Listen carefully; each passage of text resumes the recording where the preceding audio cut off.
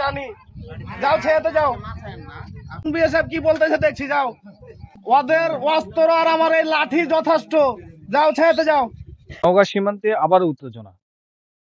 গত রাতে আনুমানিক রাত ৩টার দিকে ভারত থেকে ৩জন শিশু, ৩জন মহিলা ও ৩জন পুরুষ সহ মোট ৯ জনকে বাংলাদেশে একটা পুশিংয়ের চেষ্টা করে তারা। নওগাঁ জেলা সাপাহার উপজেলা আদাতলা ২৪৪ নম্বর প্লেয়ার দিয়ে তারা পুশিং চেষ্টা করে।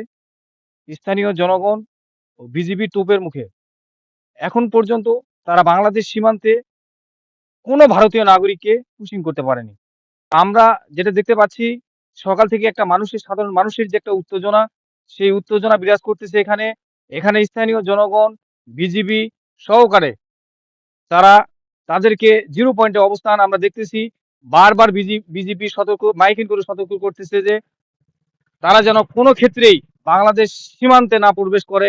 যদি বাংলাদেশ সীমান্তে প্রবেশ করে তাহলে তাদের কঠোর ব্যবস্থা নেওয়া হবে। এই ধরনের মাইকিং বিজিবি করতেছে। আমরা লক্ষ্য করতেছি এখানে বাংলাদেশের যে সাধারণ জনগণ রয়েছে তারাও সর্বক্ষণই প্রস্তুত। তারা একটাকেও পুশিং নিবে না বলে বা বাংলাদেশে মেনে নিবে না বলে তারা সর্বক্ষণই প্রস্তুত রয়েছে। এই ছিল আমার কাছে নওগাঁ সীমান্তের শেষ খবর। পরবর্তী আবারও আপনাদের সঙ্গে যুক্ত হব। আমি মোহাম্মদ মশিকুল ইসলাম, দৈনিক গণকণ্ঠ মাল্টিমিডিয়া।